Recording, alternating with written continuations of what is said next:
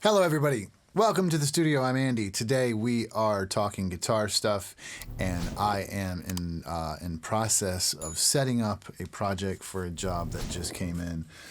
And this job is for a show on Discovery Network, I think, and the call for me is for an Alex Lifeson like solo. Can't talk today, but it's cool.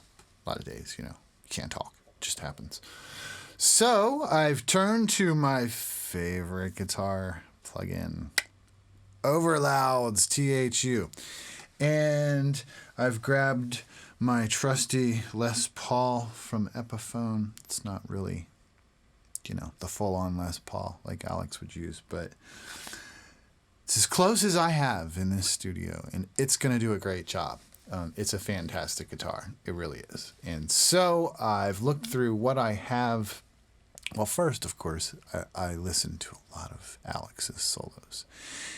And I looked through his rigged rundowns, all these sorts of things. This is called pro shit. This is what you do when you're a professional. This is why people come back to me time after time for solo work and guitar work. Because when they come to me and they say, hey, we want this to sound, like Rush. Or that was kind of the call from the client, was a Rush sounding this and even a little bit of this thing over here. And if my job is to recreate Rush sounding solos and stuff, if the first thing I'm going to do, it's going to be a combination of two things. I'm going to really, pay attention to whoever it is, in this case, Alex Lifeson, that's doing the solos, and really study up. And what I learned briefly, already a fan of Rush, so really not a lot to learn. I mean, for my entire life, a big fan of Rush, but Alex is, he's a low-key player, kind of, he's very much a badass. I think he's, only in more recent years has he become less underrated, I think. Or I had my head up my ass. Who knows? I mean, this is absolutely possible, too. But, Ben's alive.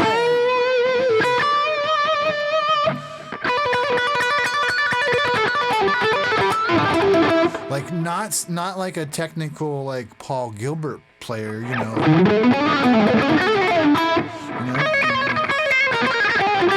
but more of like a sloppy, fast pentatonic play,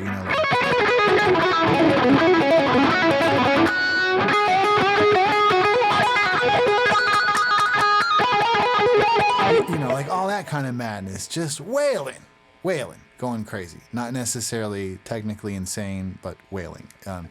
Seems to me he could be if he wanted to, and he's just not in a lot of cases. And so the playing is one thing, and I'll get to all that, not with you. Actually, I'll probably cut this off before I get to the playing. We're just going to talk about the rig setup and stuff today. I can't share the playing with you anyways. That's not how that works. But until after it's, out and released. But so the amp stuff, the interesting stuff, how we going to get, how did this tone come to be?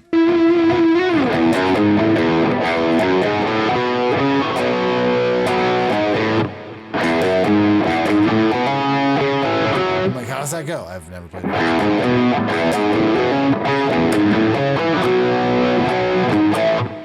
Too much reverb and delay, of course. But so let's go through the tone. So I could have very easily just purchased switch my monitor over so you can see. I've got new weird stuff going on with my stream setup. So what we're using is right now the DV Mark II amp model, and making this bigger so I can see it a little bit better.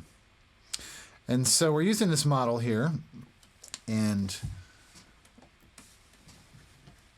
it is really it's an official licensed like DV. It's a brand of amp. But so what I learned in my research was that Alex Lifeson is using most of his lead tone comes from, it's like a modified Jubilee, Marshall Jubilee kind of a sound. I don't have any models of that precisely, but it's a custom-made amp that like it's his amp line now. But it's 12AX7, it's EL34. These are basics of tone that we're well familiar with. So checked out a couple of the built-in models. I could, of course, go get a rig capture that's probably pretty close to that. They may, I didn't look, but THU might, or Overloud, or whoever it is that their libraries are coming from, I forget the name. They're probably, might have a Alex Lifeson rig capture thing already. And I can probably go get that for like $40, $50, and it wouldn't be that big of a deal. However, I like to do stuff with what I have. And so an amp's an amp. We'll go find what we need, and the rest is butter. So what we've got there is the DV Mark II amplifier, and we'll just dry it all up so you can hear. I need to kind of clear out that right side menu so I can see the rest of my stuff a little bit. I might zoom this out. And that is hard, but I can see the lights. So let's turn those things off, the reverb off, the delay off, and that is... I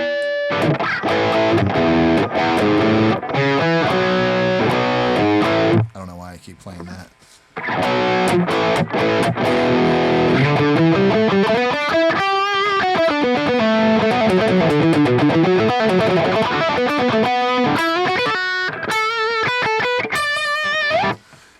And let's all keep in mind, I'm handicapped today. I sliced these two fingers wide open across the face just like a couple days ago. This one's still got a Band-Aid. This one came off, but caught me some slack, right?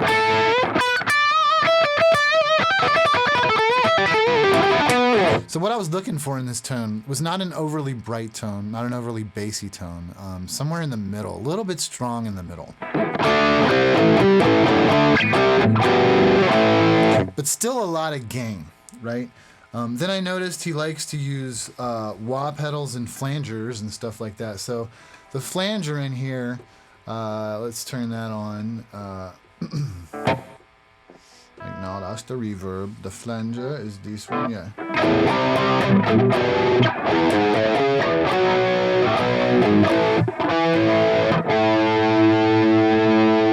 Something's out of tune.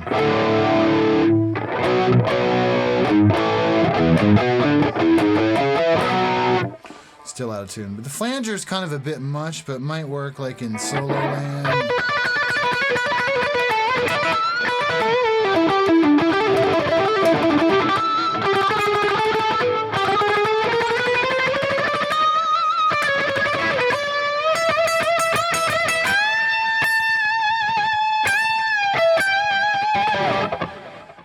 But still, then it kind of washes out, it seems like, in solo land. Don't you think? I don't know. So, I opt for the phaser, which I don't even have a button for, because I usually just leave it on. Which gives it a bit of that chorusy kind of spaced out, but not sheeny chorusy, which I like that. So it's like it gives you a little separation. And then on this pedal down here, I have, and I'll flip over top, you can see what I'm talking about. These pedals are what I'm talking about. I've got these mapped to those pedals on that patch. And that way, this one is the delay, this one's the flanger, this one is reverb, and then this one, if I hold it down,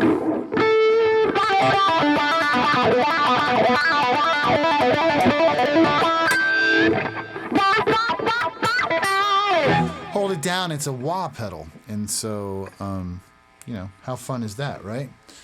So that gets all my controls here, so I'm kind of ready to go with the tracking out of this solo.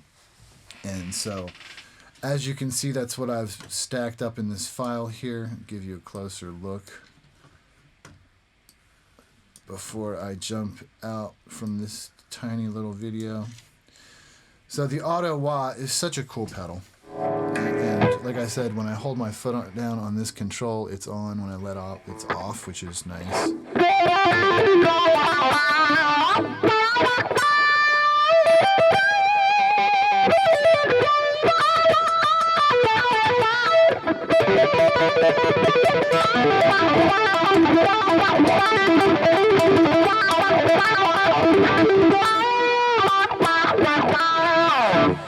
That's that. The flanger.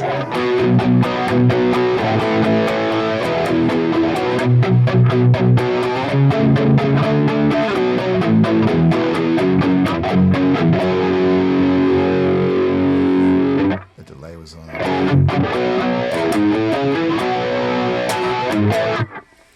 Way flangy, isn't it? Way flangy. And then, like I said, we have that phaser.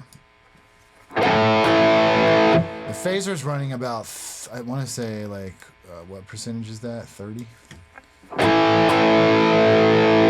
No phaser. Phaser on.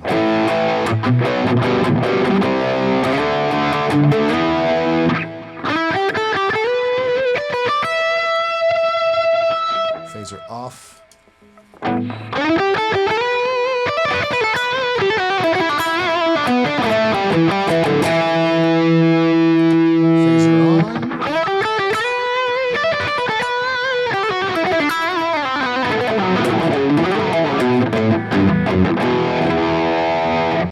And so that's the front end, really, of the tone. I didn't do anything to the amp itself, like the controls.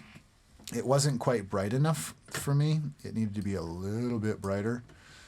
So that's where the parametric EQ came in. So with it off, we sound like this.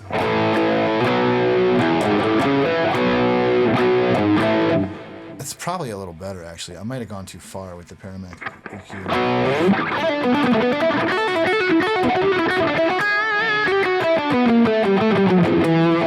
So we'll see. I'll see how it sits in the mix when I get to it, whether or not I use this parametric EQ. But basically, I boosted a tiny bit at like 10K and at like 5K. If I think. It's hard for me to see that thing because my delays are switched now. They're my displays. And then we have finally a reverb and a delay. The reverb pedal, they're both good. I think they're like Boss emulations. I have that dialed pretty mellow right now, don't I? We can put it big, make it more wet.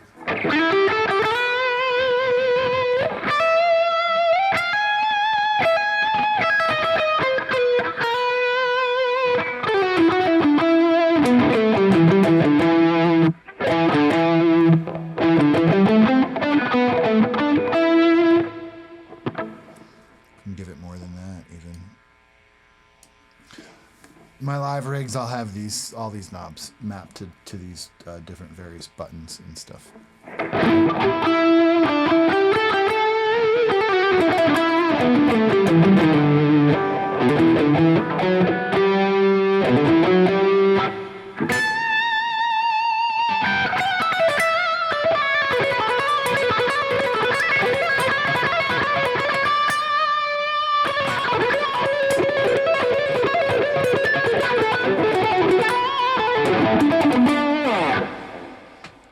And yeah, I kind of like it like that. And then the delay, of course, gives us. It's not very. The effect is low on that right now, isn't it? We can turn that up a bit so you can hear it. About 21%. And we have that set to. We need it to repeat more. And a little more space. The higher I take that dial, the more stereo. You can hear them. Let's kill the reverb. Yeah.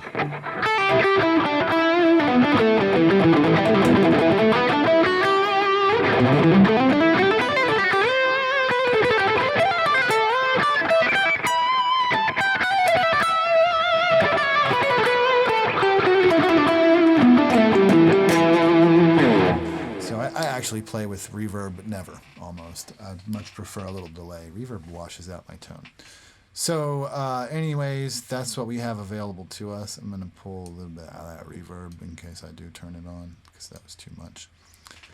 And really, dude, that's about it. I'll flip this back. The cabinet, there's nothing fancy going on with the cabinet. in that setup. I believe it sounds like two Celestian vintage 30s.